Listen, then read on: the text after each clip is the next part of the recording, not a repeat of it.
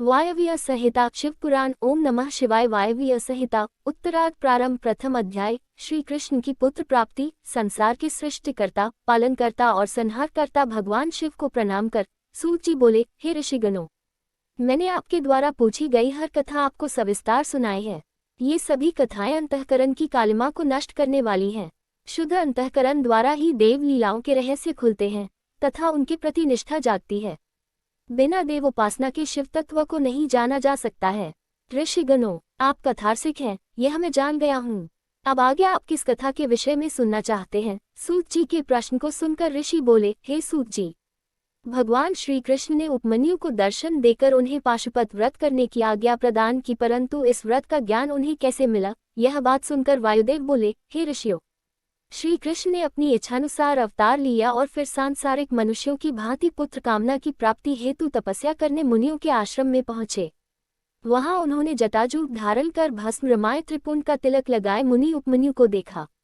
श्री कृष्ण ने उनकी 3 परिक्रमा की तथा प्रणाम करके उनकी स्तुति करने लगे। उपमन्यु जी ने श्री कृष्ण को त्रायुष जमदग्ने मंत्र देकर 12 महीने तक पाशुपत व्रत धारण कराया और पाशुपत व्रत का ज्ञान दिया। श्री कृष्ण ने आश्रम में रहकर 1 वर्ष तक कठोर तप किया। तब प्रसन्न होकर भगवान शिव ने देवी पार्वती सहित उन्हें दर्शन दिए। शिवजी ने श्री कृष्ण की तपस्या से प्रसन्न होकर उन्हें पुत्र प्राप्ति का वरदान दिया और अंतर्धान हो गए। वर के प्रभाव से श्री कृष्ण को अपनी पत्नी जाम्बवती से सांब नामक पुत्र की प्राप्ति हुई। वायव्य संहिता उत्तरार्ध। दूसरा अध्याय। शिवगुणों का वर्णन। वायुदेव बोले, हे मुनियों, एक दिन श्री कृष्ण जी ने उपमन्यु मुनि से कहा, हे महर्षि, आप मुझे देवादिदेव भगवान शिव के पाशुपत व्रत के ज्ञान को बताए। पशु कौन है और वे किस रस्सी से बंधे हैं और उससे कैसे मुक्त होते हैं?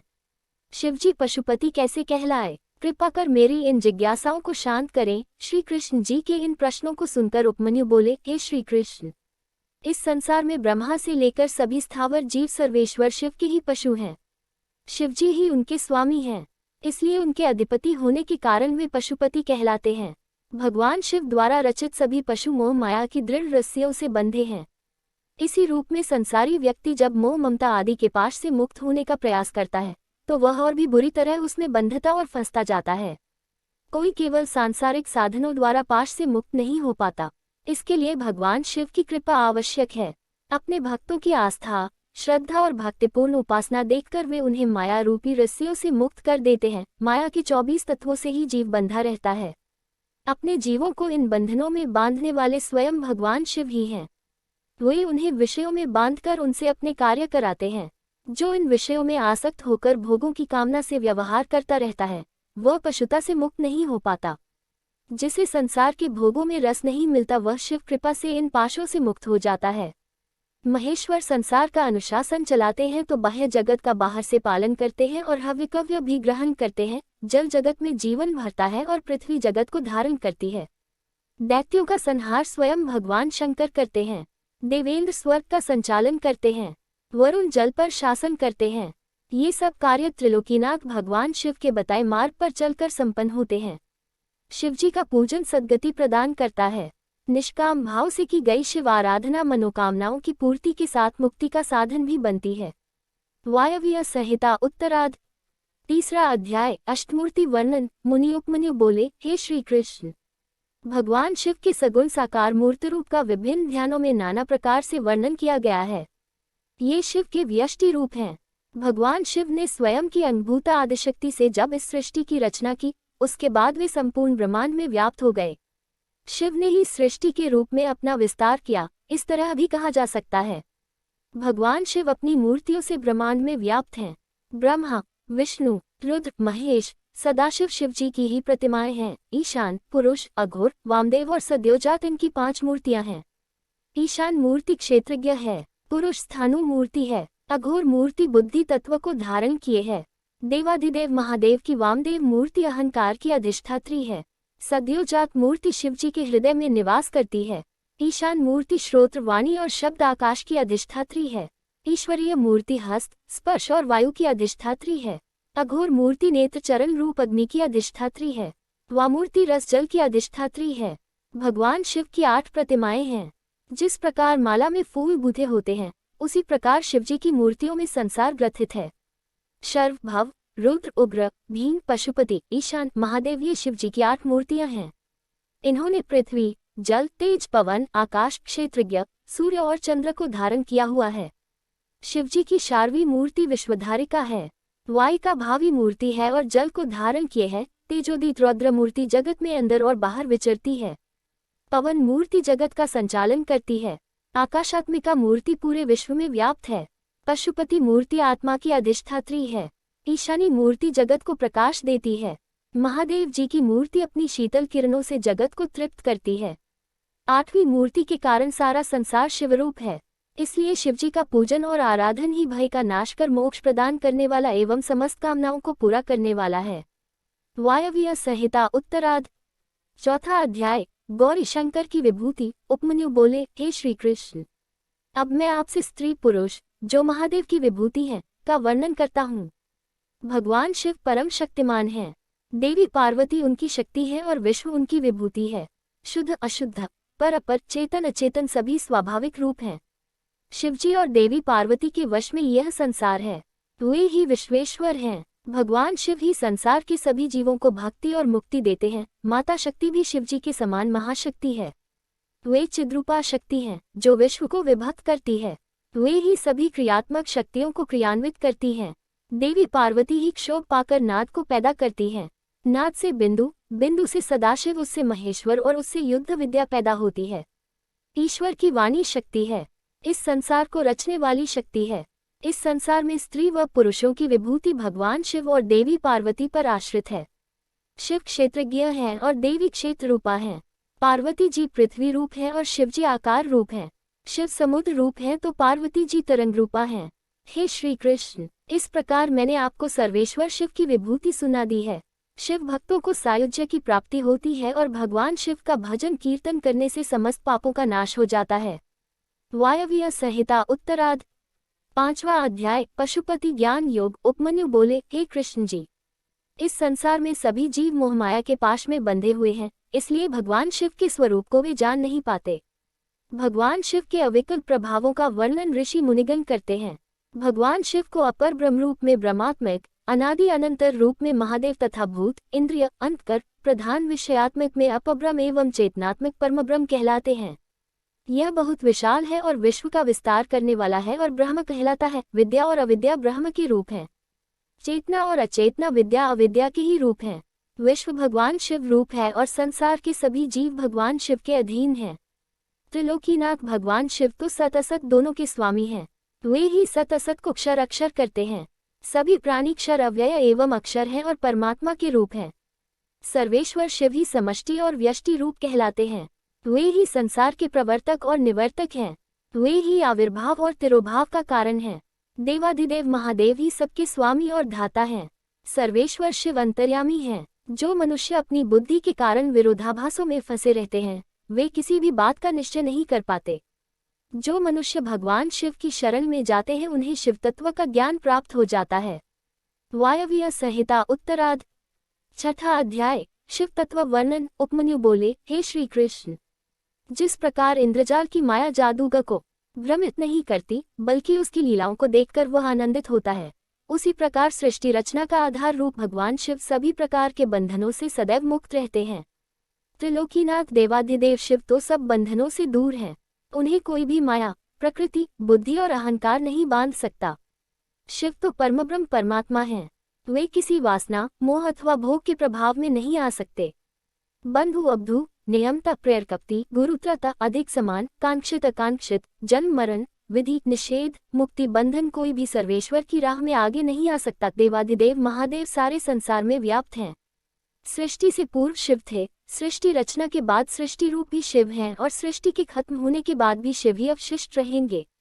यह ज्ञान ही समस्त दुखों को समाप्त करने वाला है। यही शिवोपासना और शिवाराधना का प्रतिफल है। सदाशिव के सच्चे स्वरूप को जिस प्राणी ने समझ लिया, वह कभी मोह के वश में नहीं होता। हिरण्यबाहु भी शिव रूप से काल के अग्रभाग हैं। हृदय के मध्य में सर्वेश्वर शिव का ही वास है।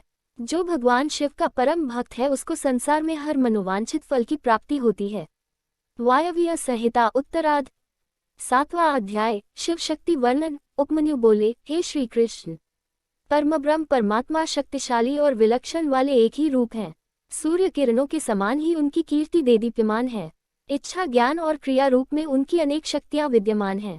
इसी शक्ति के फलस्वरूप शिव पुरुष हुए और ज्ञानदायिनी आनंदमयी देवी पार्वती सूक्ष्म शक्ति कहलाईं। प्रज्ञा श्रुति स्मृति रूपी शिव विद्या है। भगवान शिव ही वैद्य हैं। भगवान शिव की शक्ति विश्व को मोहने वाली और मुक्ति प्रदान करने वाली है। अपने हृदय में शिव शक्ति के स्वरूप का ध्यान करने वालों को परम शांति प्राप्त होती है। शिव शक्ति का तादात्म्य संबंध है। मुक्ति की कामना करने वालों के लिए ज्ञान एवं कर्मों की आवश्यकता नहीं है। मुक्ति तो भगवान शिव और देवी पार्वती के प्रसन्न होते ही प्राप्त हो जाती है। भगवान शिव के प्रसन्न होते ही मुक्ति सुलभ हो जाती है। भगवान शिव की भक्ति उन्हें प्रसन्न करती है। देवाधिदेव महादेव जी में भक्ति भावना रखने वाले जीवों को मुक्ति मिल जाती है। सांग और अनंग दोनों सेवा भक्ति कहलाती हैं। सर्वेश्वर शिव की ध्यान साधना करने से समस्त कामनाएं पूरी होती हैं। तप, कर्म, जप, ज्ञान, ध्यान और चांद्रायण व्रत तप हैं। परमेश्वर शिव का नाम जपने व चिंतन करने से भगवान शिव की कृपा प्राप्त होती है। शिव शास्त्रों में भी इस ज्ञान का वर्णन है। वायव्य संहिता उत्तरार्ध 8वां अध्याय। व्यासावतार। श्री कृष्ण बोले, हे महर्षि, अब आप वेदों का सार सुनाइए।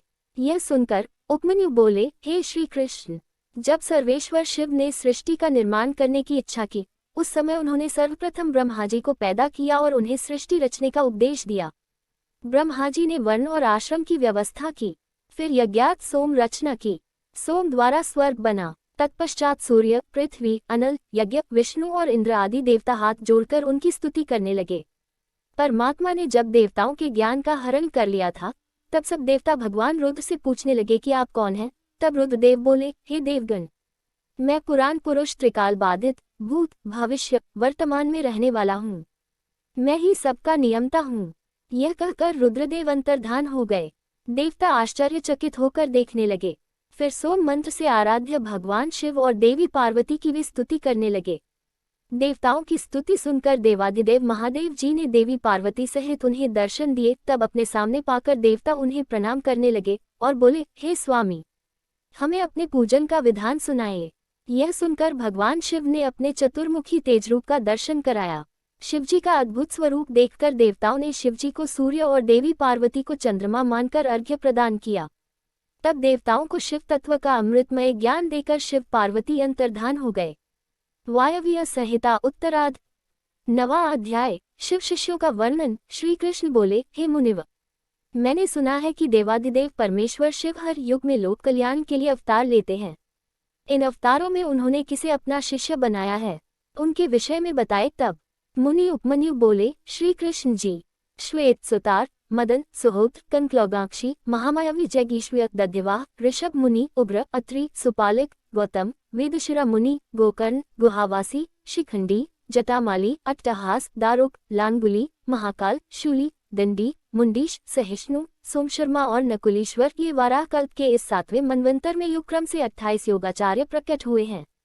इनमें से प्रत्येक के शांचित वाले 4 शिष्य हुए हैं, जो श्वेत से लेकर ऋषि पर्यंत बताए गए हैं। मैं उनका क्रमशः वर्णन करता हूँ। सुनो। श्वेत, श्वेतशिक, श्वेताश, श्वेतलोहित, दंडभी, शत्रु, ऋचि, केतुमान, विकोश, विकेश, विपाश, पाशनाशन, सुमुख, दुर्मुख, दुर्गम, दुरतिक्रम, सनत कुमार, सनक, सनंदन, सनातन, सुधामा, विरजा, शंख, अंस, सारस्वत, मेघ, मेघवा, सुवाहक, कपिल, आसुरी, पंचशिक, वाशकल, पराशक, गर्ग, भार्गव, अंगिरा, बलबंधु, निरामित्र, केतुश्रिन, तपोधन, लंबोदर, लंबात्मा, लंबकेशिक, सर्वज्ञ, संबुद्धि, साध्य, सिद्धि, सुधामा, कश्यप, वशिष्ठ, विरजा, अत्रि, उग्र, गुरुश्रेष्ठ, श्रवण, श्रविष्ठक, कुनि, कुनबहु, कुशरीर, केनेत्रक, काश्यप, उष्ण, च्यवन, बृहस्पति, उतथ्य, वामदेव, महाकाल, महानिल, वाचा, श्रवा, सुवीर, श्यावक, यतीश्वर, हिरण्यनाभ, कौशल्य, लोकाक्षी, कुतुमी, सुमंतु, जामिनी, कुबंध, कुशगंधर, प्लक्ष, दार्भायनी, केतुमान, गौतम, भल्लवी, मधुपिंग, श्वेतकेतु, उशिज, बृहदश, देवल, कवि, शालिहोत्र, सुवेश, युवनाश, शर्दवसु, छगल, कुंभकर्ण, कुंभ, प्रबाहुक, उलूक, विद्युत, शंबुक, आश्वलायन, अक्षपाद, कनाद, उलूक, वत्स, कुशिक, गर्ग, मित्रक और रोष ये योगाचार्य रूपी महेश्वर के शिष्य हैं।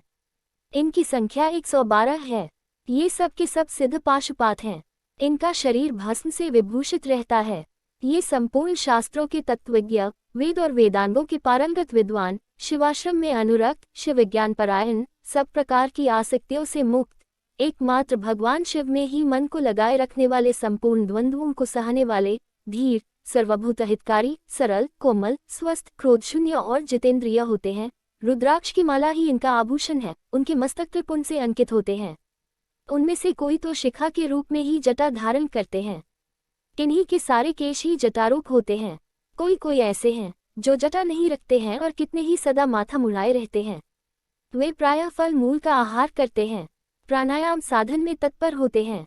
मैं शिव का हूँ, इस अभिमान से युक्त होते हैं। सदा शिव के ही चिंतन में लगे रहते हैं। वे अपनी कठोर साधना से संसार रूपी विषवृक्ष के अंकुर को मत देते हैं। फलस्वरूप संसार बीज का ही नाश हो जाता है।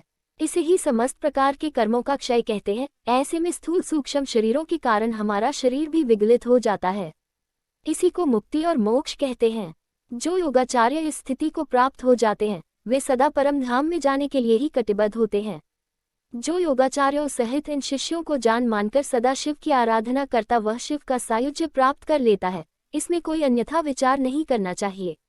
वायव्य संहिता उत्तरार्ध 10वां अध्याय शिवोपासना निरूपण। श्री कृष्ण जी बोले, हे महाशय, भगवान शिव से देवी पार्वती ने क्या प्रश्न किया और शिव जी ने उसका क्या उत्तर दिया।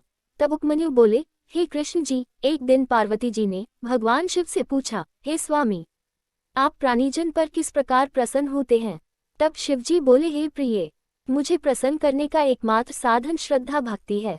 मैं कर्म, जप, यज्ञ और समाधि से इतना प्रसन्न नहीं होता जितना भक्तिपूर्ण आराधना से। जिस भक्त के मन में श्रद्धा हो वह मेरा दर्शन, स्पर्श, पूजन एवं मेरे साथ वार्तालाप भी कर लेता है। अतः जो मुझे अपने वश में करना चाहे, उसे पहले मेरे प्रति श्रद्धा करनी चाहिए।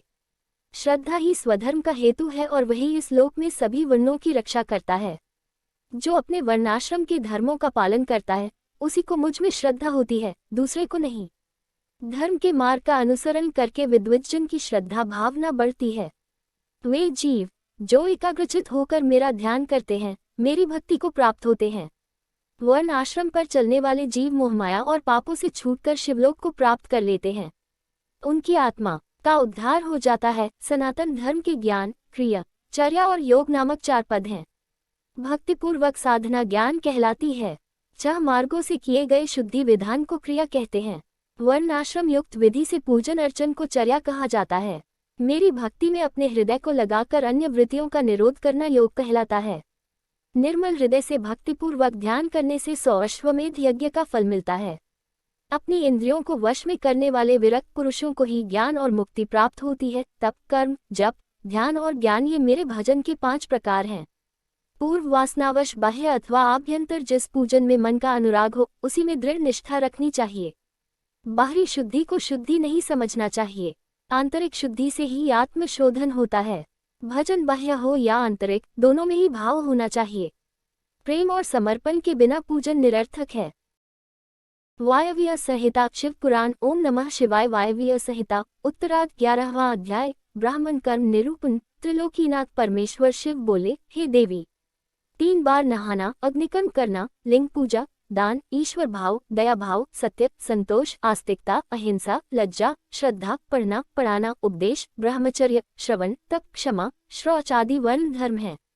ब्राह्मणों के लिए क्षमा, शांति, संतोष, सत्य, असत्य, ब्रह्मचर्य, तत्वज्ञान, वैराग्य, भस्म सेवन, सर्वसंग में निवृत्ति आदि परम आवश्यक है। ब्रह्मचारियों को रात्रि में भोजन नहीं करना चाहिए। क्षत्रियों को दान नहीं लेना चाहिए। सभी वर्णों की रक्षा करना, शत्रुओं पर विजय, दुष्टजन वध, ऋतुकाल में स्त्री गमन, सेना रक्षण एवं मेरे भक्तों पर पूर्ण विश्वास करना आदि क्षत्रिय धर्म है। वैश्य धर्म गौरक्षा, व्यापार और खेती करना है। सभी वर्णों की सेवा करना शूद्र का धर्म है। गृहस्थियों को अपनी गृहस्थी का ध्यान रखना चाहिए। ब्रह्मचारियों को ब्रह्मचर्य, पत्नियों को पति आज्ञा का पालन करना चाहिए। विधवा स्त्रियों को भूमि शयन, धर्म, व्रत, दान, तप, शांति का पालन करना चाहिए व चतुर्दशी, पूर्णमासी व एकादशी का व्रत करना चाहिए। मेरी आराधना करने वाले प्राणीजन को ओम नमः शिवाय मंत्र का जाप करना चाहिए।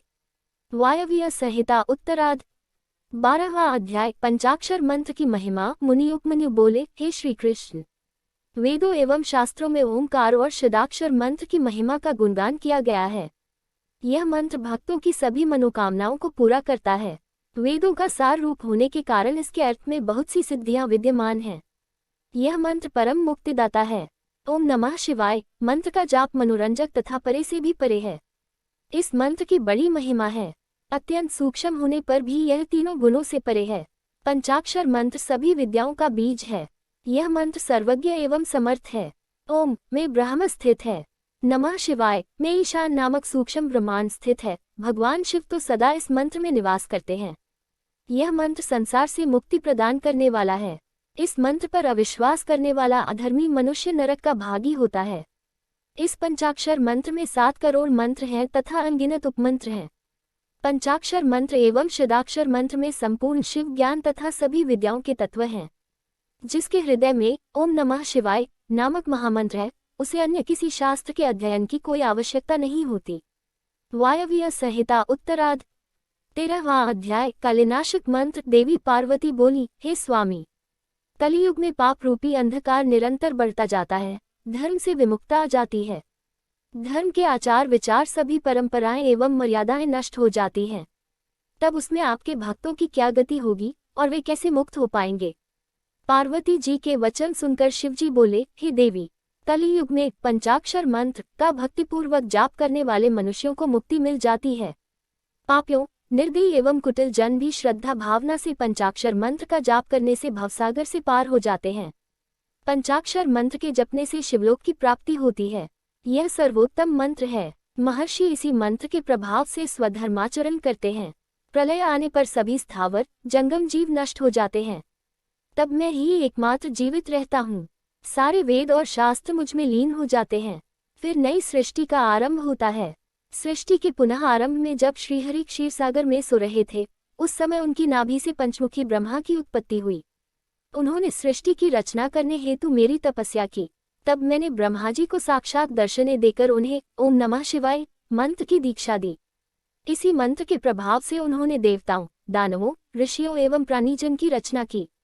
नमः शिवाय यह 5 अक्षरीय मंत्र महामहिमावान है और सारे जगत का बीज रूप है। इसे वेदों से उत्तम माना गया है। मेरे द्वारा प्रकट प्रथम विद्या यही है। वामदेव इसके ऋषि हैं और पंक्ति छंद हैं। मैं इस मंत्र का देवता हूँ। यह मेरा परम प्रिय मंत्र है।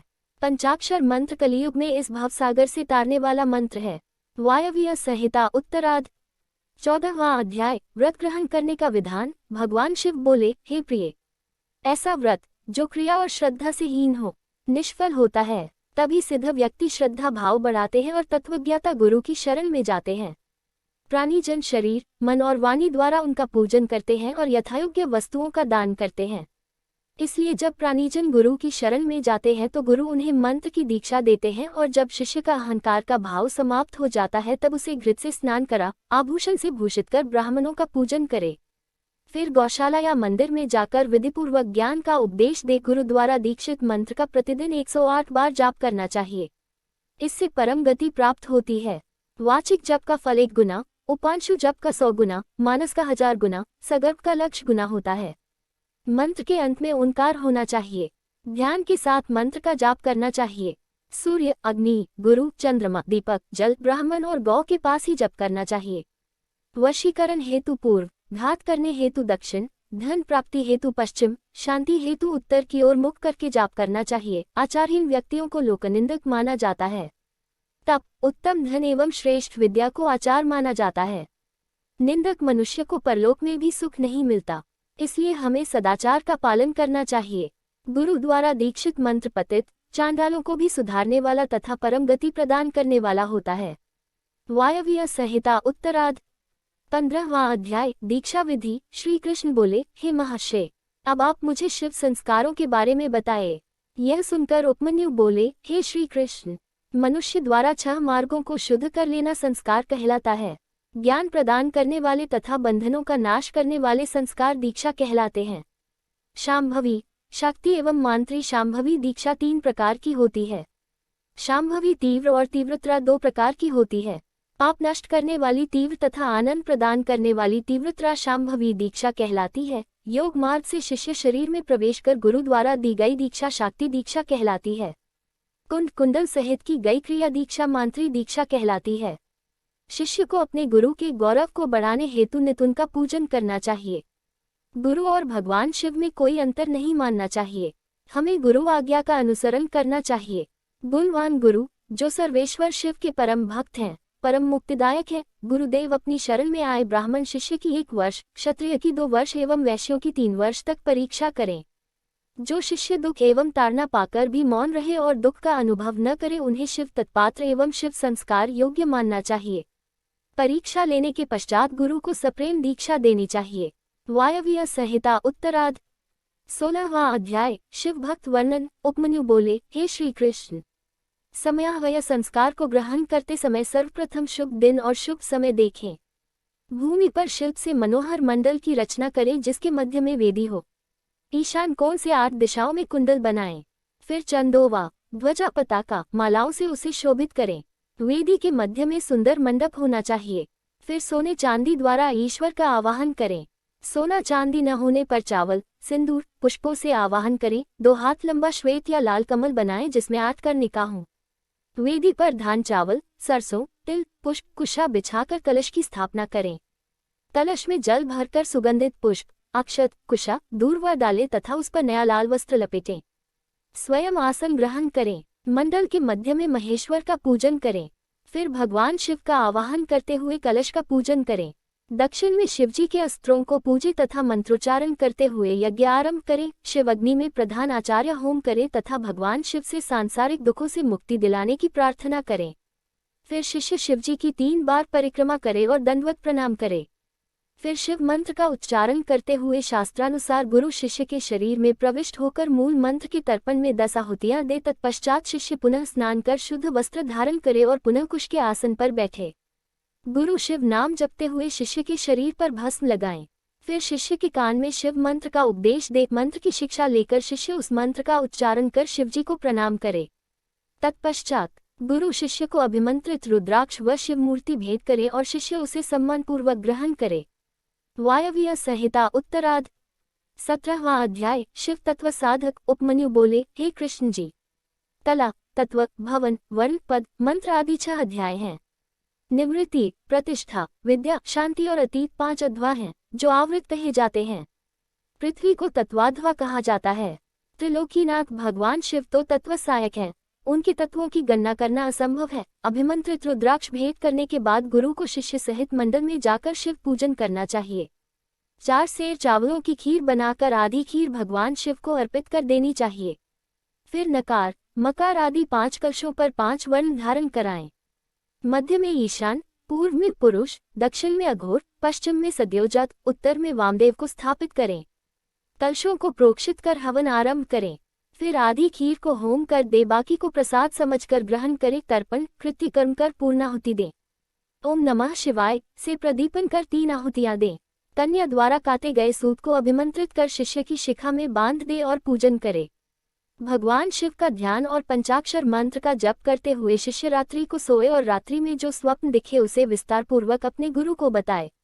वायव्य संहिता उत्तरार्ध 18वां अध्याय शद्वशोधन विधि। उपमन्यु बोले, हे श्री कृष्ण, तत्पश्चात आचार्य की आज्ञा से स्नान कर नित्य कर्म कर ध्यान लगाकर हाथ जोड़कर वहां से प्रस्थान करे। पुष्प अर्चन और शिव नाम का उच्चारण करते हुए मंडल में आकर ईशान देव का पूजन करे। अग्नि होम करे। फिर आहुतियां डालकर वागीश्वरी का पूजन कर वागीश को प्रणाम कर मंडल में देवता का पूजन करे। गुरुदेव शिष्य को मंत्रों द्वारा शुद्ध करें। फिर पूर्ण आहुति देकर ब्राह्मण का पूजन करे। 3 आहुतियां डालकर भगवान शिव का स्मरण करे। तत्पश्चात नीरुद्र वागीश्वरी तेजस्विनी शिव शक्ति का चिंतन करे। फिर गुरु कैंची का प्रोक्षण कर शिष्य की शिखा छेदन करे। फिर उसे गोबर में स्थापित कर अग्नि में होम कर दे। मंडल में विराजमान भगवान शिव और देवी पार्वती का ध्यान करते हुए उनसे प्रार्थना करते हुए कहे, हे देवाधिदेव, कृपा निधान, आपकी परम कृपा से ही शद्व का शोधन हुआ है और इसे अव्यय धाम की प्राप्ति हो। आप नाड़ी संधान के साथ पंचभूतों की शुद्धि करें। फिर 3 आहुतियां डालते हुए अनिमा का निरूपण करें। तत्पश्चात त्रिलोकीनाथ भगवान शिव और देवी जगदम्बा का पूजन कर अपने पुण्य कार्य को सफल करने की प्रार्थना करें। वायव्य संहिता उत्तरार्ध 19वां अध्याय साधन भेद निरूपण। उपमन्यु बोले, हे श्री कृष्ण, मंडप के मध्य में भगवान शिव का पूजन करके वहां कलश की स्थापना करें और फिर हवन करें। हवन करने हेतु शिष्य को सिर खोले हुए मंडप में बैठा दें।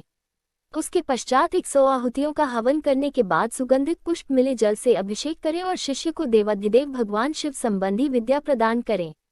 तत्पश्चात शिष्य को साधन करने की रीति बताएं। साधन उपदेश को शिष्य ग्रहण करके गुरुदेव के सामने ही मंत्र का उच्चारण करे। साधन मूल मंत्र का पुरस्चरण होता है। इस प्रकार विधि विधान से भक्तिपूर्वक आराधना पूर्ण करने के पश्चात खीर का प्रसाद अर्पण करें और दंडवत प्रणाम करें। तत्पश्चात आसन पर बैठकर भगवान शिव का स्मरण करते हुए ध्यान लगाकर दीक्षित मंत्र का जाप करना आरंभ कर दें। इस मंत्र के 1 करोड़ अथवा सामर्थ्यानुसार जप करें। इस प्रकार इस मंत्र का उपदेश देने वाले गुरु और उपदेश पाने वाले शिष्य के लिए इस लोक और परलोक में कुछ भी ऐसा नहीं है जिसे प्राप्त न किया जा सके। वायव्य संहिता उत्तरार्ध 20वां अध्याय अभिषेक। उपमन्यु बोले, हे कृष्ण जी, जब शिष्य दीक्षित मंत्र को साध ले तब उसे पाशुपति व्रत धारण कराएं। फिर उसे अभिषेक करने के लिए आसन पर बैठा दें। पंचकलाओं से पूर्ण कलश स्थापित कर भगवान शिव का पूजन करें। मध्य के कलश के जल से शिष्य का अभिषेक करें। फिर देवाधिदेव भगवान शिव को सुंदर वस्त्र एवं आभूषणों से सुशोभित कर शिव मंडल में आराधना करनी आरंभ करें। 108 आहुतियां डालकर हवन संपन्न करें। फिर शिवजी की मूर्ति को वहां से उठा लें। शिव घट तथा अग्नि का पूजन और आराधना करें। फिर अश्वशोधन की क्रियाएं पूर्ण करें। भगवान शिव में असीम श्रद्धा और भक्ति भाव रखने वाले और शिव शास्त्रों को जानने वाले विद्वान और ज्ञानी ही शिव मंत्र को दुर्लभ समझते हैं, इसलिए शक्ति संस्कार कर निरूपण करते हैं। वायव्य संहिता शिव पुराण। ओम नमः शिवाय। वायव्य संहिता उत्तरार्ध 21वां अध्याय कर्म निरूपण। श्री कृष्ण जी बोले, हे महर्षि, अब आप मुझे कर्मकर्ता पुरुषों के नित्य कर्मों के बारे में बताए। तब मुनि व उपमन्यु बोले, श्री कृष्ण, सत्पुरुषों को प्रातःकाल ब्रह्म मुहूर्त में उठना चाहिए। उठकर सर्वप्रथम भगवान शिव और देवी पार्वती का ध्यान करें। अरुणोदय होने पर घर से बाहर शौच से निवृत्त होकर स्नान करें। फिर आचमन कर स्वच्छ वस्त्र पहने 3 मंडलों की रचना कर भगवान शिव के मंत्र का जाप करना आरंभ करें। घुटने के बल बैठकर शिवजी को प्रणाम करके अर्घ्य दें। अर्घ्य देने के लिए जल में कुशा डालें। फिर शरीर पर भस्म धारण करें। मस्तक, छाती और दोनों भुजाओं पर त्रिपुंड धारण करें। तत्पश्चात गले, कानों और हाथों में रुद्राक्ष धारण करें। ब्राह्मणों को सफेद, लाल, पीत, रंगीन नए वस्त्र धारण कराएं। वस्त्र धारण करने के बाद पूजा के स्थान पर उत्तर की ओर मुख करके बैठे और हाथ जोड़कर अपने आराध्य देव त्रिलोकीनाथ भगवान शिव का ध्यान करें। ध्यान से उठने पर शिष्य नामाष्टक का पाठ कर गुरु को श्रद्धावनत होकर प्रणाम करे। वायव्य संहिता उत्तरार्ध 22वां अध्याय पूजन का न्यास निरूपण। उपमन्यु बोले, हे कृष्ण जी, न्यास गृहस्थियों के क्रमानुसार 3 प्रकार का होता है। ब्रह्मचारियों के लिए उत्पत्ति न्यास, सन्यासियों के लिए लय न्यास और गृहस्थियों के लिए स्थित न्यास का विधान है। अंगूठी से लेकर कनिष्का उंगली तक स्थित न्यास होता है। लय न्यास वाम अंगुष्ठ से दक्षिण अंगुष्ठ तक है। बिंदु के साथ नकारादि वर्णों का न्यास करना चाहिए। तल और अनामिका में शिवजी का न्यास करें। 10 दिशाओं में अस्त्र न्यास होना चाहिए। 5 भूतों के स्वामी एवं 5 कलाओं को अपने हृदय के मध्य ब्रह्मरंध्र में धारण करें। पंचाक्षर मंत्र का जाप करें। प्राणवायु को रोककर अस्त्र मुद्राओं से भूत ग्रंथि का छेदन कर सुषुम्ना नाड़ी द्वारा जप करें। फिर वायु द्वारा शरीर शोषण करें। फिर कलाओं का संहार करें। दुग्ध कलाओं का स्पर्श कर अमृत द्वारा सिक्त कर शरीर को उचित स्थान पर स्थापित करें। तत्पश्चात भौतिक शरीर को भस्म द्वारा स्नान कराएं। हृदय में स्थित भगवान शिव का ध्यान करते हुए अमृत वर्षा से विधात्मक देह को सींचे। अपने शरीर को शुद्ध करके शिव तत्व प्राप्त कर ईश्वर का पूजन करें। मात्र न्यास, ब्रह्म न्यास, प्रणव न्यास और हंस न्यास करें। हकार हृदय से सकार भरिकुटी मध्य में 50 वर्ण रुद्र मार्ग के द्वारा न्यास करें। फिर क्रमशः अघोर, वामदेव, प्रणाम, हंस न्यास पंचाक्षरी मंत्र का न्यास करें।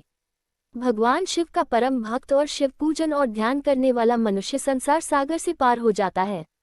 इसी के द्वारा मोक्ष की प्राप्ति होती है।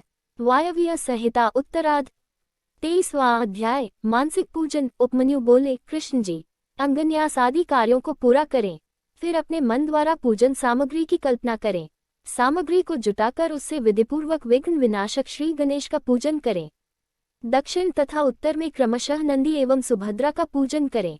कमल के सुंदर और कोमल आसन पर त्रिलोकीनाथ भगवान शिव व देवी पार्वती को उस पर स्थापित करें। शिव पार्वती की स्थापना कमलासन पर करने के बाद भक्तिपूर्वक विधि विधान के अनुसार उनका पूजन करें। पुष्प अर्पित करें, ध्यान करें और भावना में समिधा घृत से परमेश्वर की नाभि में होम करें। भरी कुटी के मध्य में परम पवित्र दीप ज्योति के आकार वाले भगवान शिव का ध्यान करें। यही वानप्तिक भावना में आराधना है।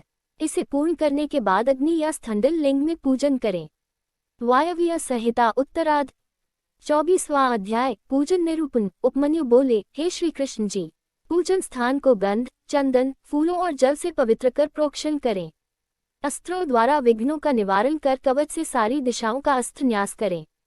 कुशा बिछाकर उसे जल से मार्जित करें। प्रोक्षणी पात्र, अर्घ्य पात्र, पाद्य आचमन को शुद्ध कर उनमें जल, खम तथा चंदन डालें और आचमन के जल में कपूर, कंकोल, कीमता, तमाल व चंदन मिलाएं। चावल, कुशा, दूर्वा, जौ, अक्षर, तिल, कृत, सरसों, पुष्प और भस्म को मिलाकर मंत्र द्वारा रक्षित करें। विनायक देव का पूजन करें। फिर नंदीश्वर का पूजन करने के पश्चात षोडशोपचार से शिवलिंग का पूजन करें। ऊर्ध्व भाग में कमलासन रखें। कमल दल 8 प्रकार की सिद्धि देने वाला है। वामादिक शक्तियां बीज हैं। भगवान शिव का पूजन करें। पंचगव्य द्वारा स्नान कराएं। फिर आंवले और हल्दी से इसका लेप करें। देव स्नान कराकर सुंदर वस्त्र एवं यज्ञोपवीत धारण कराएं। पाद्य, अर्घ्य, आचमन, धूप, दीप, नैवेद्य, गंध, पुष्प, भूषण, जल, मुखवास कर रत्नजड़ित मुकुट एवं आभूषण चढ़ाएं। फिर भगवान शिव पार्वती की आरती उतारें। आरती की थाली को शिवलिंग के सामने 3 बार घुमाकर माथे पर सुगंधित भस्म धारण करें। फिर अपनी पूजा अर्चना में रह गई त्रुटि के लिए भगवान से क्षमायाचना करें। इस प्रकार पूजन करने से परम फल की प्राप्ति होती है। वायव्य संहिता उत्तरार्ध 25वां अध्याय नित्य कृत्य विधि। उपमन्यु बोले, हे श्री कृष्ण जी, दीपदान करने से पहले आरती एवं पूजन भी किया जाना चाहिए। सर्वप्रथम ईशान देव से लेकर सद्योजात तक भगवान शिव का जाप करें। पहले आवरण में हृदय से लेकर अस्त्र न्यास कर पूजन करें। पूर्व में इंद्र, दक्षिण में यम, पश्चिम में वरुण, उत्तर में कुबेर, अग्निकोण में अग्नि, नैऋति और निऋति में वायु की पूजा करनी चाहिए। कमल से बाहर वज्रादि आयुधों का पूजन करना चाहिए। तत्पश्चात सभी स्थानों से 8 लोकपालों का पूजन कर मां जगदम्बा का पूजन कर उनकी आराधना करें। योग, ध्यान, जप और होम कृत्यों में 6 तरह का नैवेद्य होना चाहिए। उसके बाद कपूर, कंकोल, जावित्री, कस्तूरी, केसर, मृगमद, सुगंधी, पुष्प आदि अर्पण कर घी का दीपक जलाएं। फिर हाथी दांत से निर्मित आसन, दिव्य छत्र, चंवर, भेरी और मृदंग चढ़ाएं। अपनी सामर्थ्य के अनुसार किया गया शिव पूजन उत्तम फल देने वाला होता है। शिवजी में अनन्य भक्ति रखने वाले प्राणी को अवश्य ही मुक्ति प्राप्त हो जाती है। वायव्य संहिता उत्तरार्ध 26वां अध्याय सांगोपांग पूजन। उपमन्यु बोले, हे कृष्ण जी, शिव पूजन परम फलदायक है। बड़े बड़े पापी, ब्रह्म हत्यारे, चोर, व्यभिचारी पुरुष यदि शिव पूजन करें तो उनके सभी पाप नष्ट हो जाते हैं। इसलिए पतितों को शिव पूजन अवश्य करना चाहिए।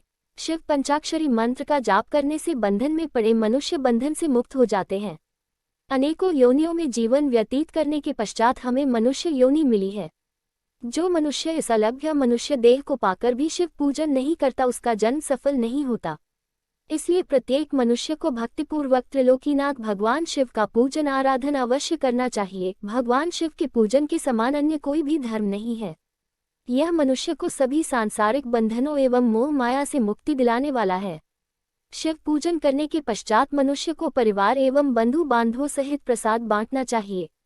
वायव्य संहिता उत्तरार्ध 27वां अध्याय अग्निकृत्य विधान। उपमन्यु बोले, हे कृष्ण जी, अग्निकृत्य तो कुंड, स्थंडिल, वेदी, लोहे के पात्र अथवा मिट्टी के पात्र में कर्तव्य हैं। उसमें विधिपूर्वक अग्नि की स्थापना करनी चाहिए और फिर हवन करना आरंभ करें। सबसे पहले कुंड का निर्माण करें। कुंड के चारों ओर 3 मेखला होनी चाहिए। फिर कुंड में योनि की रचना करें। कुंड को गोबर से लीपकर उसे अग्नि में तपाएं और तत्पश्चात उस पर वेदोक्त सूत्र लिख दें। कुशा पुष्पों से कुंड को प्रोक्षित करें। पूजन की सभी सामग्री एकत्रित करें। मणि द्वारा उत्पन्न या किसी ब्राह्मण के घर से लाई गई अग्नि को ही ग्रहण करें। कुंड की 3 बार परिक्रमा कर अग्निबीज मंत्र का उच्चारण करते हुए कुंड में अग्नि स्थापित करें।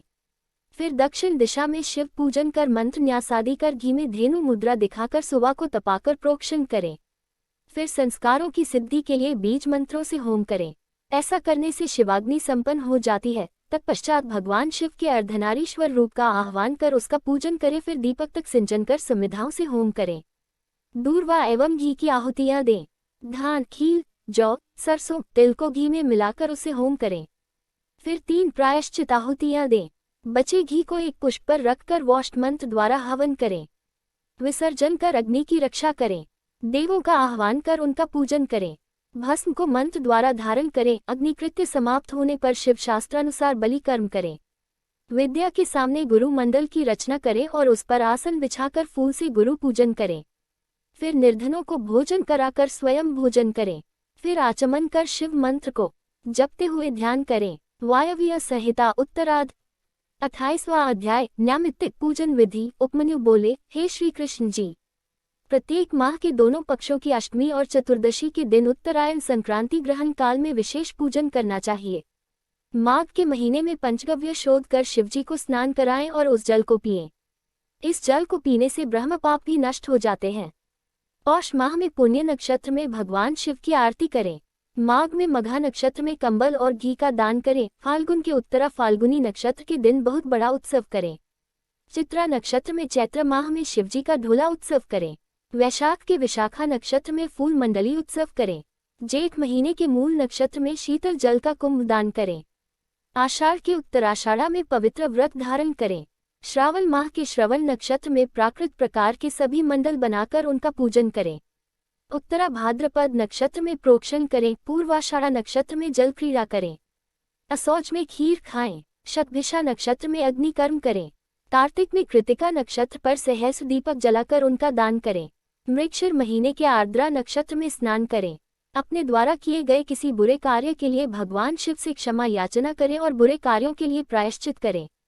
इस प्रकार नित्य पूजन करने से इसी जन्म में मोक्ष की प्राप्ति होती है। वायव्य संहिता उत्तरार्ध 29वां अध्याय काम्यकर्म निरूपण। श्री कृष्ण बोले, हे महाशय, अब आप मुझसे शिव धर्म के अधिकारी पुरुषों का कर्तव्य कर्म निरूपण करें। उपमन्यु बोले, हे कृष्ण, कर्म एक और आयुष्मिक दो प्रकार के होते हैं, जिनमें आयुष्मिक कर्म क्रिया में, तपो में, जन्मय, ध्यान में, सर्व में आदि कुल 5 प्रकार के होते हैं।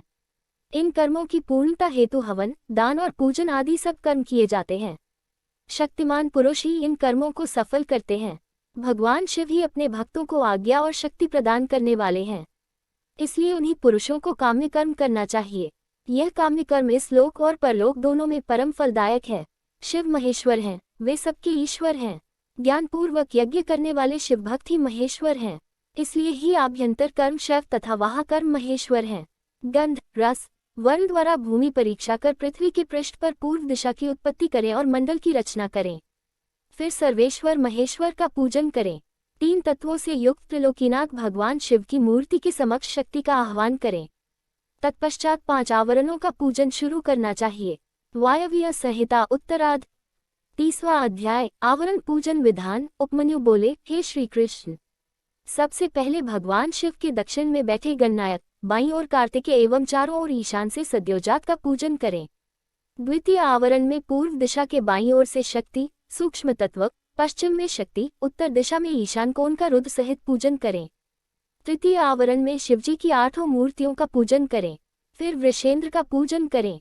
तत्पश्चात दक्षिण में नदी, उत्तर में महाकाल, शास्त्रों, अग्निकोण एवं मातृकाओं का दक्षिण दिशा में पूजन करें। श्री गणेश को नैऋत्य कोण में पूजें। पश्चिम में कार्तिक, वायव्य में ज्येष्ठा, उत्तर में गौरी व ईशान कोण में चंद्र का पूजन करें। चौथे आवरण में सर्वप्रथम ध्यान करें। फिर पूर्व में भानु, दक्षिण में ब्रह्मा, पश्चिम में रुद्र, उत्तर में श्रीहरि विष्णु का पूजन करें। आदित्य, भास्कर, भानु, रवि का पूजन करने के बाद 8 ग्रहों का पूजन करें। 5वें आवरण में देव योनि का पूजन करें और फिर देवेश का पूजन करते हुए पंचाक्षरी मंत्र का जाप करें। पूजन करने के पश्चात भगवान शिव पार्वती को सभी भोग अर्पित करें। फिर स्तुति गायन करें और ओम नमः शिवाय का 108 बार जाप करें। क्रमानुसार गुरुदेव का पूजन करें। सभी आवरणों के साथ देव विसर्जन करें। सब सामान गुरुदेव को अर्पित करें। यह योग योगेश्वर कहलाता है, जो चिंतामणि तुल्य है। वायव्य संहिता शिव पुराण। ओम नमः शिवाय। वायव्य संहिता उत्तरार्ध 31वां अध्याय शिव स्तोत्र निरूपण। उपमन्यु बोले, हे श्री कृष्ण, अब मैं आपको पंचवरन नामक पवित्र स्तोत्र सुनाता हूँ। हे जगन्नाथ, प्रकृति से सुंदर नित्य चेतन स्वरूप की सदा जय जयकार हो। हे सरल स्वभाव वाले पवित्र चरित्रवान सर्वशक्ति संपन्न पुरुषोत्तम, तुम्हारी सदा ही जय हो। हे मंगलमूर्ति कृपा निधान देवाधिदेव, मैं आपको प्रणाम करता हूँ। पूरा संसार आपके वश में है। प्रभु, आप सब पर कृपा करके अपने भक्तों की कामनाओं को पूरा करें। हे जगदम्बा, हे मातेश्वरी, आप हम सब भक्तों के मनोरथों को पूरा कीजिए। हे गणनायक, हे स्कंद देव, आप भगवान शिव की आज्ञा का पालन करने वाले और उनके ज्ञान रूपी अमृत को पीने वाले हैं। आप मेरी रक्षा करें। हे 5 कला के स्वामी, आप मेरी अभिलाषा पूरी करें। हे 8 शक्तियों के स्वामी, आप सर्वेश्वर शिव की आज्ञा से हमारी कामनाएं पूरी करें। हे 7 लोकों की माता, आप मेरी प्रार्थना स्वीकार करें। हे विघ्न विनाशक, आप हमारे शुभ कार्यों में आने वाले सभी विघ्नों को दूर करें। इस प्रकार यह आवरण स्तोत्र अत्यंत शुभ है। प्रतिदिन इस कीर्तन को श्रवण करने वाला पापों से छूटकर मोक्ष को प्राप्त होता है। वायव्य संहिता उत्तरार्ध 32वां अध्याय सिद्धि कर्मों का निरूपण। उपमन्यु बोले, कृष्ण जी, सर्वप्रथम प्राणवायु को जीतना चाहिए, क्योंकि इस पर विजय प्राप्त होने से सब वायुओं पर विजय मिल जाती है। क्रमानुसार अभ्यस्त किया गया प्राणायाम सब दोषों को हटा देता है। यह शरीर की भी रक्षा करता है। जब प्राणवायु पर विजय प्राप्त हो जाती है तो विष्ठा, मूत्र, कफ सभी मन पर जाते हैं। श्वास वायु लंबी तथा देर से आने लगती है।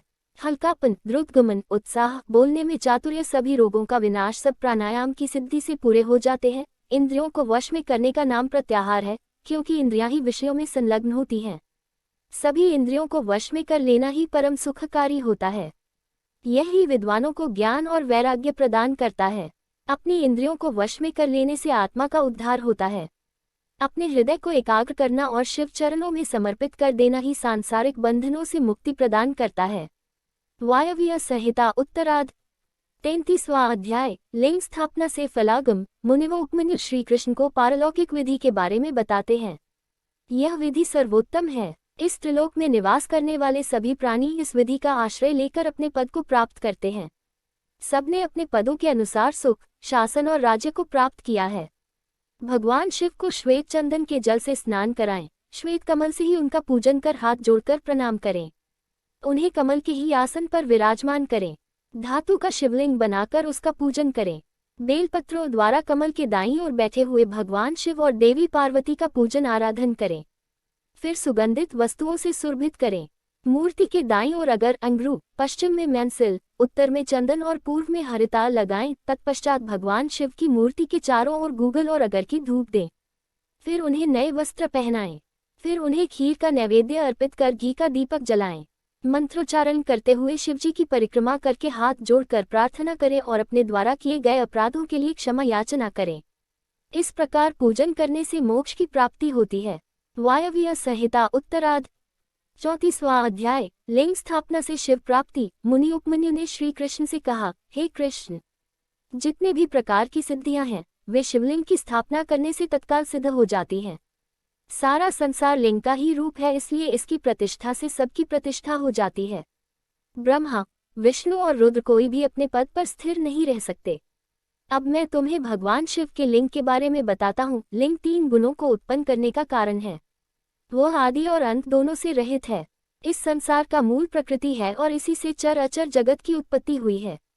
यह शुद्ध, अशुद्ध और शुद्धाशुद्ध आदि से 3 प्रकार का है। सभी देवता और प्राणीजन इसी से उत्पन्न होकर अंत में इसी में लीन हो जाते हैं। इसलिए भगवान शिव को लिंग रूपी मानकर उनका देवी पार्वती सहित पूजन किया जाता है। भगवान शिव और देवी पार्वती की आज्ञा के बिना इस संसार में कुछ भी नहीं हो सकता। त्रिलोकी के प्रलय काल आने पर जब भयानक प्रलय मची थी, उस समय श्रीहरि भगवान विष्णु क्षीरसागर में अथाह जल के बीच शेष शैया में सो गए। तब उनके नाभि कमल से ब्रह्माजी की उत्पत्ति हुई। शिवजी की माया से मोहित ब्रह्माजी विष्णु जी के पास जाकर उनसे बोले, तुम कौन हो? यह कहकर उन्होंने निद्रामग्न श्रीहरि को झंझोर दिया। तब जागकर श्रीहरि ने आश्चर्य से अपने सम्मुख खड़े व्यक्ति को देखकर पूछा, पुत्र तुम कौन हो और यहाँ क्यों आए हो? यह सुनकर ब्रह्माजी को क्रोध आ गया। तब वे दोनों ही अपने को बड़ा और सृष्टि का रचयिता मानकर आपस में झगड़ने लगे। जल्दी ही बढ़ते बढ़ते बात युद्ध तक पहुंच गई और ब्रह्मा विष्णु में भयंकर युद्ध होने लगा। तब त्रिलोकीनाथ भगवान शिव उस युद्ध को रोकने के लिए दिव्य अग्नि के समान प्रज्वलित लिंग रूप में उनके बीच में प्रकट हो गए। उन्हें देखकर दोनों आश्चर्यचकित हो गए और उनका अभिमान जाता रहा। तब वे उस लिंग के आरंभ और अंत की खोज के लिए निकल पड़े। ब्रह्मा ने हंस का रूप धारण किया और तीव्र गति से ऊपर चले गए। श्रीहरि ने वराह रूप धारण किया और नीचे की ओर गए। 1000 वर्षों तक दोनों लिंग के आदि अंत की तलाश में घूमते रहे, परंतु उन्हें कुछ न मिला। उन्होंने यही समझा कि यह कोई प्रकाशमान आत्मा है। तब ब्रह्मा जी और विष्णु जी दोनों ने हाथ जोड़कर श्रद्धाभाव से प्रकाशपुंज शिवलिंग को प्रणाम किया। वायव्य संहिता उत्तरार्ध 35वां अध्याय। ब्रह्मा विष्णु मोह मुनि उपमन्यु बोले, हे वासुदेव। उस समय वहां पर ओंकार का नाद होने लगा, परंतु ब्रह्मा और विष्णु दोनों ही उस ब्रह्म ध्वनि को समझ न सके। ओम में स्थित कार, उकार और मकार क्रमशः दक्षिण, उत्तर और मध्य भाग में तथा अर्धमात्रा रूपी नादलिंग के मस्तक पर जा पहुंचा। प्रणव अपना रूप बदलकर वेद के रूप में प्रकट हुए। अकार से ऋग्वेद, उकार से यजुर्वेद, मकार से सामवेद और नाद से अथर्ववेद की उत्पत्ति हुई। सर्वप्रथम ऋग्वेद की उत्पत्ति हुई। इसमें रजोगुण से संबंधित विधि मूर्ति थी। सृष्टि लोक तत्वों में पृथ्वी, अव्यय, आत्मा, काल निवृत्ति, 64 कलाएं और ऐश्वर्य आदि विभूतियां ऋग्वेद से प्राप्त हुईं। यजुर्वेद से सत्व गुण, अंतरिक्ष और विद्या आदि तत्वों की प्राप्ति हुई। सामवेद से तमोगुणी रुद्र मूर्ति एवं संहारक वस्तुएं उत्पन्न हुईं। अथर्ववेद में निर्गुण आत्मा का वैभव, महेश्वरी, सदाशिव, निर्विकार आत्माओं की स्थिति का वर्णन है। नाद मेरी आत्मा है। समस्त विश्व ओंकार के अर्थ का सूचक है। ओम शब्द शिव का वाचक है। शिव और प्रणव में कोई अंतर नहीं है। संसार के रचनाकर्ता ब्रह्मा, रक्षक विष्णु और संहारक रुद्र हैं। रुद्र ही ब्रह्मा विष्णु को अपने नियंत्रण में रखते हैं। वे शिव ही सब कारणों के कारण हैं। आप दोनों बिना बात ही एक दूसरे के दुश्मन बने हैं, इसलिए मैं आपके बीच शिवलिंग रूप में उत्पन्न हुआ हूँ। यह सुनकर ब्रह्मा और विष्णु दोनों का ही अभिमान टूट गया और वे भगवान शिव से बोले, हे ईश्वर, आपने हमें अपने चरण कमलों के दर्शन का सुअवसर प्रदान किया है। हम धन्य हो गए। हमारा अपराध क्षमा करें। तब भगवान शिव बोले, हे पुत्रों, तुम दोनों अभिमानी हो गए थे, इसलिए मुझे यहाँ लिंग रूप में प्रकट होना पड़ा। अब अभिमान त्याग कर सृष्टि के कार्यों को पूरा करने में अपना योगदान दो। वायव्य संहिता उत्तरार्ध 36वां अध्याय। शिवलिंग प्रतिष्ठा विधि। श्री कृष्ण जी बोले, हे मुनिव, आपने मुझ पर कृपा कर इस अद्भुत कथा को मुझे बताया। अब आप लिंग और वेदी की प्रतिष्ठा की विधि भी बताए। यह सुनकर उपमन्यु बोले, हे कृष्ण, शुक्ल पक्ष में शिव शास्त्र के अनुसार शिवलिंग का निर्माण कराएं। गणेश जी का पूजन कर लिंग को स्नान के लिए ले जाएं।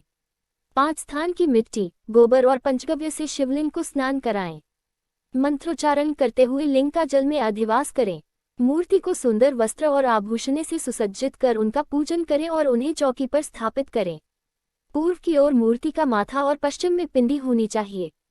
तत्पश्चात पुनः स्नान कराकर पूजन करें। वेदी की भूमि के ईशान कोण में कमल लिखें। शिवजी का आह्वान कर पूजन करें। वेदी के पश्चिम में चंडिका कमल लिखकर पुष्प अर्पित करें। फिर शिवलिंग को नए वस्त्रों में लपेटें। विदेश कुंभ और वर्धिनी शैवी की स्थापना करें। फिर 4 विप्र मंत्रोच्चारण करते हुए हवन करें। 108 घी की आहुतियों से हवन करें। हवन के पश्चात पूर्णाहुति दें। फिर महापूजन आरंभ करें। 10 कलशों के जल में शिव मंत्र पढ़कर अंगूठे और अनामिका द्वारा मृत्तिका मंत्र जाप करें। फिर उस जल से शिवलिंग का अभिषेक करें। फिर विदेश के घट से अभिषेक करें। तत्पश्चात दोनों हाथ जोड़कर भक्ति भावना से भगवान शिव का देवी पार्वती सहित स्तुति करते हुए आह्वान करें। फिर पंचोपचार से उनका पूजन करें। पूजन करने के पश्चात हाथ जोड़कर क्षमा याचना करें। फिर अन्य मूर्तियों को भी इसी विधि से स्थापित करें। सब कार्यों के पूर्ण हो जाने पर आचार्य को यथावत दक्षिणा देकर उसके चरण छूकर आशीर्वाद प्राप्त करें।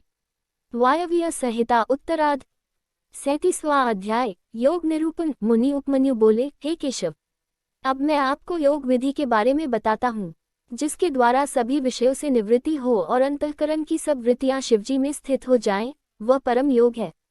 योग 5 प्रकार का होता है। मंत्र योग, स्पर्श योग, भाव योग, अभाव योग और महायोग। मंत्रों का उनके अर्थ सहित ज्ञान होना महायोग कहलाता है। मंत्रों को प्राणायाम द्वारा सिद्ध करना स्पर्श योग कहलाता है। जब जिन्हवा मंत्रों को स्पर्श न करते हुए भी उनका जाप करती है तो वह भावयोग कहलाता है। प्रलय के समय से संबद्ध पूरे संसार का विचार अभावयोग कहलाता है।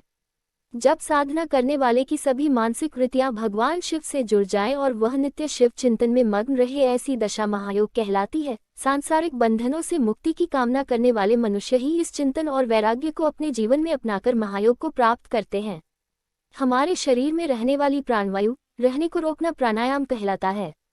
प्राणायाम रेचक, पूरक और कुंभक 3 प्रकार का होता है। साधक को इनका अभ्यास करना चाहिए क्योंकि इसी से शरीर की शुद्धि होती है। प्राणायाम सगर्भ और अगर्भ 2 प्रकार का होता है। जप और ध्यान वाला प्राणायाम सगर्भ कहलाता है, परंतु जिसमें जप और ध्यान नहीं करते वह अगर्भ प्राणायाम कहलाता है। योगी जन सगर्भ प्राणायाम करते हैं। प्राणवायु पर विजय प्राप्त कर लेने पर सभी वायु उस योगी के अधिकार में आ जाती हैं। प्राणायाम शरीर को पुष्ट, स्वस्थ और निरोगी बनाता है। इसके नियमित अभ्यास से कफ, मूत्र, पुरीश आदि कम हो जाते हैं। समस्त इंद्रियों को अपने वश में कर लेना प्रत्याहार कहलाता है।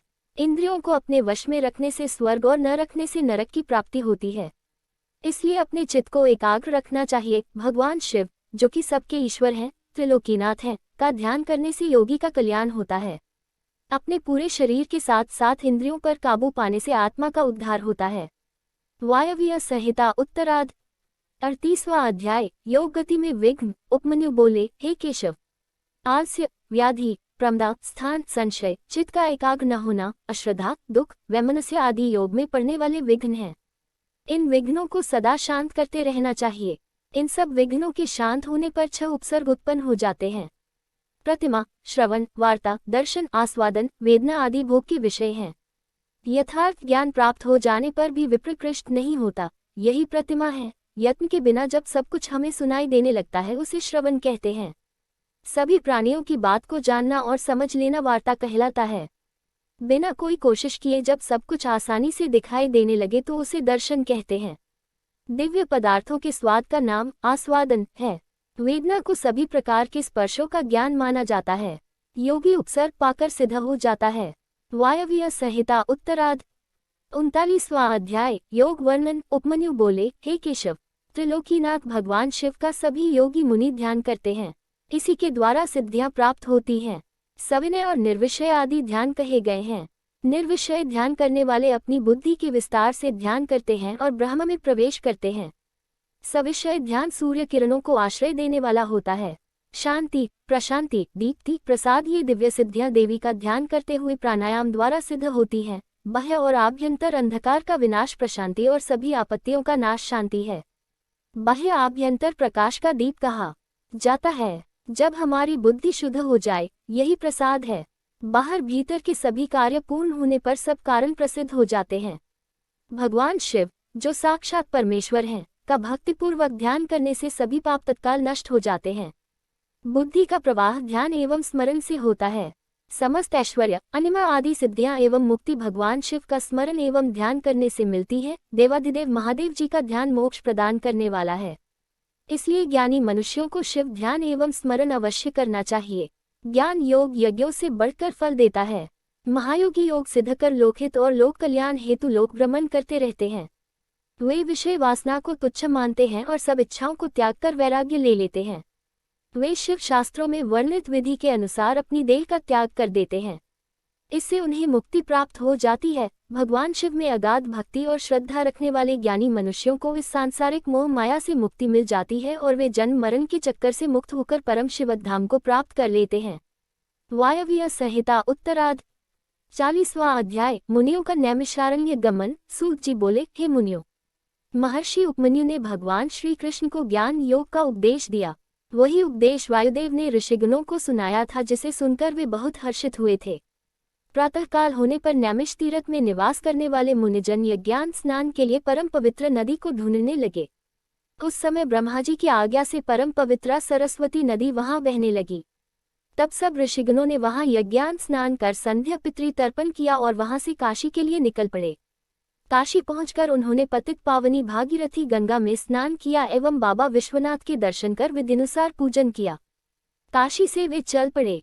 रास्ते में उन्हें एक अद्भुत दिव्य प्रकाश चारों ओर फैला दिखाई दिया, जिसमें पाशुपत व्रत की सिद्धियां प्राप्त भस्मधारी मुनिजन विलीन हो रहे थे। फिर शीघ्र ही वह तेज भी विलीन हो गया। यह देखकर नैमिषारण्य के सभी मुनिजन ब्रह्मा जी से मिलने ब्रह्मलोक चल दिए। वहां पहुंचकर उन्होंने ब्रह्मा जी को प्रणाम कर उनकी स्तुति की। मुनीश्वर बोले, हे जगतपिता ब्रह्मा जी, वायुदेव ज्ञानोपदेश देकर वहां से चले आए। तब हम सबने यज्ञ कर यज्ञान स्नान से निवृत्त हो काशी नगरी की ओर प्रस्थान किया। वहां गंगा में स्नान कर बाबा विश्वनाथ के दर्शन किए।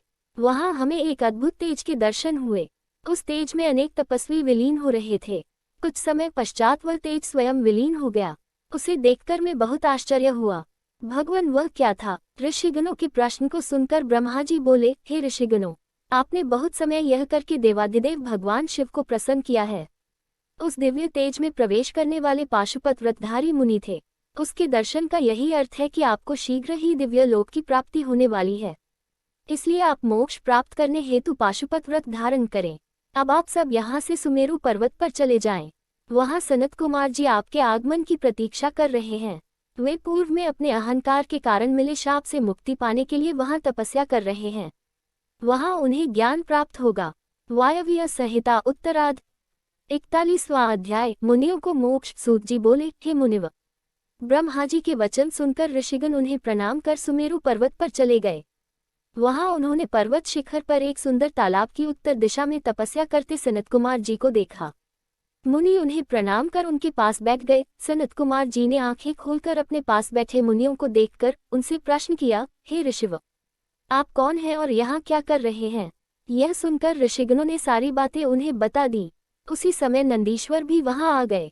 नंदीश्वर को अपने सामने पाकर सभी मुनियों और सनत कुमार जी ने आसन से उठकर उन्हें दंडवत प्रणाम किया और हाथ जोड़कर प्रणाम करने लगे। सनत कुमार जी बोले, हे नंदीश्वर, इन मुनियों ने, जो कि नैमिषारण्य में निवास करते हैं, 10,000 वर्षों तक यज्ञ किया है। उस महायज्ञ के समाप्त होने पर ब्रह्मा जी ने इन्हें आपकी शरण में भेजा है। आप इनका कल्याण करें और इन्हें दिव्य अद्भुत ज्ञान प्रदान करें। सनत कुमार जी के वचन सुनकर नंदीश्वर ने अपनी कृपा दृष्टि ऋषिगणों पर कर दी। नंदीश्वर ने परम दिव्य शिव तत्व का उपदेश उन्हें दिया। तब उपदेश देकर वे बोले, यह परम ज्ञान धर्म, अर्थ, काम और मोक्ष सभी प्रदान करने वाला है। अब आप मुझे जाने की आज्ञा प्रदान करें। यह कहकर नंदीश्वर वहां से चले गए। इसके पश्चात सभी ऋषिगण प्रयाग तीर्थ चले गए और वहां उन्होंने अपना महान योग पूरा किया। योग पूर्ण होने पर उन्हें ज्ञात हुआ कि कलियुग आ रहा है। यह देखकर वे नैमिषारण्य मुनि काशी चले गए। वहां मुक्ति की कामना करते हुए उन्होंने पाशुपत व्रत धारण किया। उनकी सिद्धि सफल हुई और वे शिव पद को प्राप्त हुए। श्री व्यास जी बोले, इस प्रकार यह शिव पुराण पूर्ण हुआ। इस शिव पुराण को आदरपूर्वक पढ़ने अथवा सुनने से सभी पाप नष्ट हो जाते हैं। इसे प्रथम बार पढ़ने या सुनने से सारे पाप भस्म हो जाते हैं। दोबारा श्रवण से भक्तिहीन को भक्ति व भक्त को भक्ति की समृद्धि प्राप्त होती है। तीसरी बार श्रवण करने से मुक्ति मिल जाती है। अपनी मनोकामना पूर्ण करने हेतु इसका 5 बार पाठ करना चाहिए। प्राचीन काल में शिव पुराण का 7 बार पाठ कर अनेक राजाओं, ब्राह्मणों और वैश्यों साक्षात शिव दर्शन किए। इस पवित्र ग्रंथ को भक्तिपूर्वक सुनने वाला मनुष्य संसार में सभी सुखों को भोगकर मोक्ष को प्राप्त कर लेता है। शिव पुराण भगवान शिव को बहुत प्रिय है। यह वेदों के समान भोग और मोक्ष देने वाला है। शिव पुराण का पाठ करने वाले मनुष्य पर देवाधिदेव महादेव की सदा कृपा दृष्टि रहती है। वे सदा सबका कल्याण करते हैं। श्री वायव्य संहिता उत्तरार्ध संपूर्ण। शिव पुराण संपूर्ण। हर हर महादेव।